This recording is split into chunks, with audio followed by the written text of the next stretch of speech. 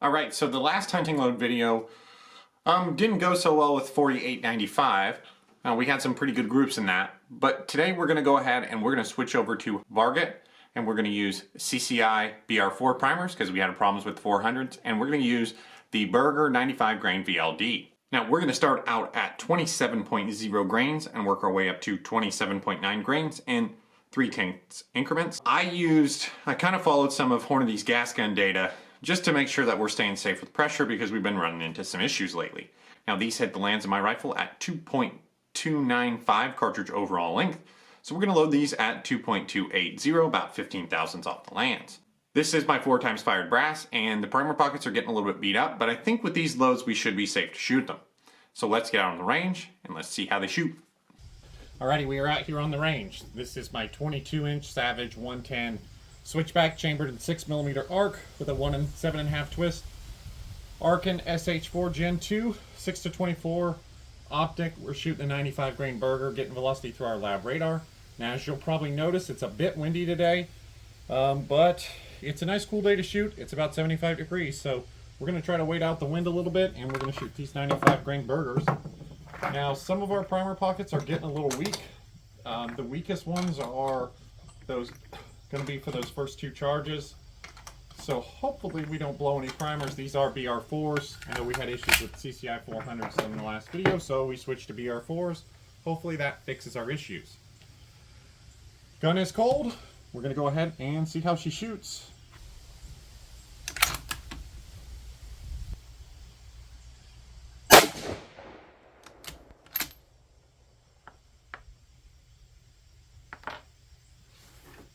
Okay, nice low velocity there. See how they grew.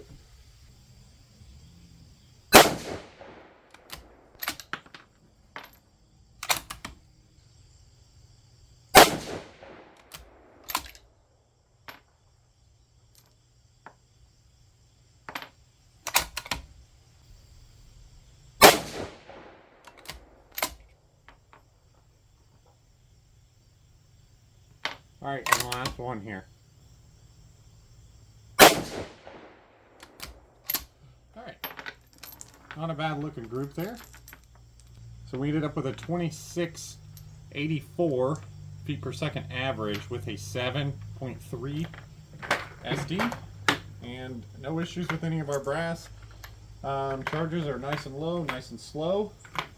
Primers look nice and round. Brass looks like it's in good shape.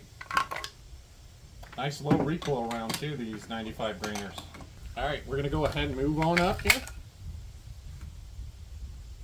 The wind cooperated pretty well on that first 5-shot group. Let's see how it does with the next one.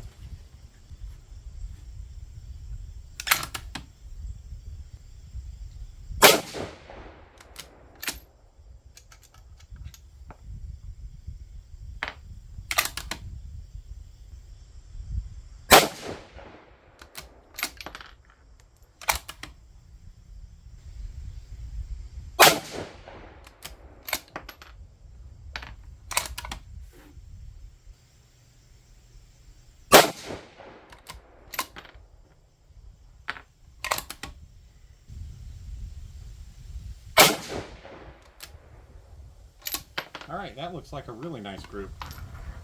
I'll tell you what, I really enjoy shooting this 6R. I'm really a big fan of this Arkin scope too. I mean, I've got the, 3 other Athlon scopes, and I don't know, this one might be my favorite. I like the reticle, it seems pretty clear, seems like, I don't know, field of view seems a little better, something like that. It just seems like it makes it easier to center it on that little dot to shoot groups at 100 yards. Alright, average for those were 2705 feet per second with a 5.4 SD, extreme spread of 13. So that looks like a good load there, doesn't it? Alright, the barrel's not too warm. That's the other thing that's nice about 6R. It really doesn't warm up. I mean, I'm shooting these relatively quick, trying to kind of beat the wind a little bit. And, you know, barrel's not really warming up at all. Go ahead up to that next load.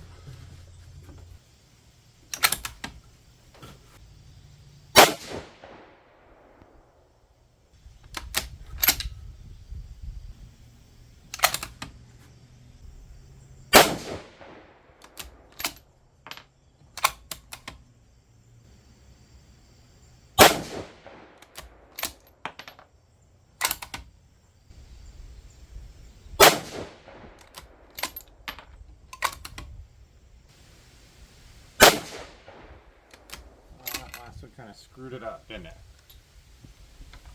Looks like our velocity was very consistent though.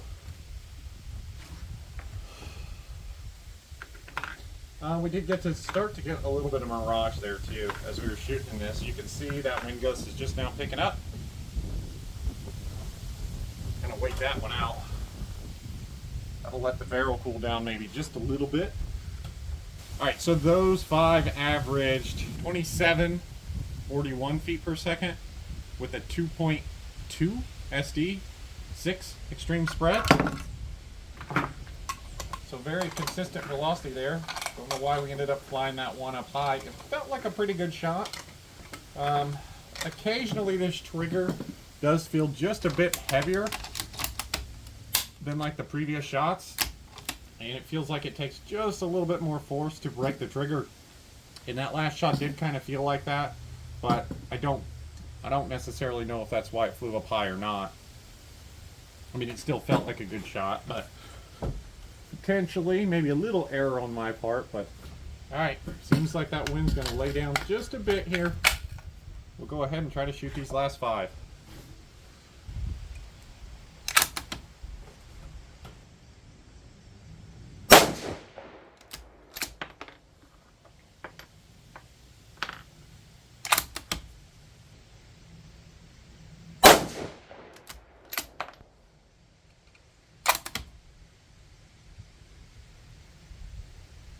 That was a weird velocity, wasn't it?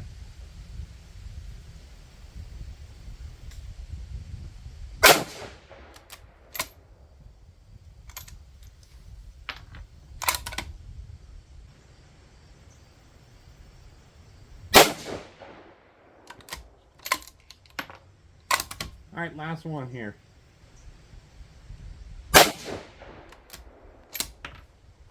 Alright, so other than that one that came out with that weird velocity, I think velocity looks pretty good. Let's see what happened with that one there. Yeah, so 2760, then we had 2657, then 2768, 2772, and 2780. Yeah, I don't know. The way that the round grouped with the other ones, it would lead me to believe that it wasn't 100 feet per second lower. And maybe we had an error with our lab radar. It is quite windy. I mean, the trees are blowing around and things, so I don't know, maybe that messed our lab radar up. I don't know. I will probably toss that one for our average, because that's definitely not going to play a role in our average. I don't know. Alright, I'll post up the average with that one dropped out with SDs and things like that so you guys can see it. Let's get over there and let's check out the target. Alright, taking a close-up look at our brass there. The load you see on your left is our lowest charge, and that one on the right is our highest charge. There's really nothing to see here. No ejector smears, no primer cratering, so I think the BR4s are going to be a good option in the 6 arc, and I think this is a good safe load if we want to use it for hunting. Alright, so taking a look at our target here, that first load at 27.0 grains, we shot 2684 feet per second, a 7.3 SD, and a 0.72 inch group. Moving on to our best group of the day at 27.3 grains, we shot 2705 feet per second, 5.5 SD, and a 0.34 inch group. Then moving over to 27.6, we shot 2741 feet per second, 2.3 SD, and just under an inch at 0.98 inches for group size. Now our last load of the day at 27.9 grains, we shot 2770 feet per second, 7.2 SD, and a 0.67 inch group. Now this was including that one that I threw out. So I threw out that shot that was like 2600 feet per second. That must have been an error on my part, I'm guessing, or an error with the lab radar. So really, any of these groups would work great. I mean, all of them are below an inch. We're talking about maybe using this at 250, maybe 300 yards max, so it really should be a sufficient deer cartridge. Now the question is, do I want to use these Berger bullets? I've read some stuff online about the Berger bullets coming apart in animals, and I don't know, I feel maybe a little bit more comfortable with the eld-x, but again, the Berger here is a good option. So I hope you guys are enjoying this, kind of working up some hunting loads with the 6 arc. It's kind of a little mini series here on the channel that we're doing, and this probably won't be the last video. We'll probably do one more video trying to work up another hunting load. We may use Varget and the 103 eld-x, but you know, we'll have to see what I decide to do. So thank you guys for watching.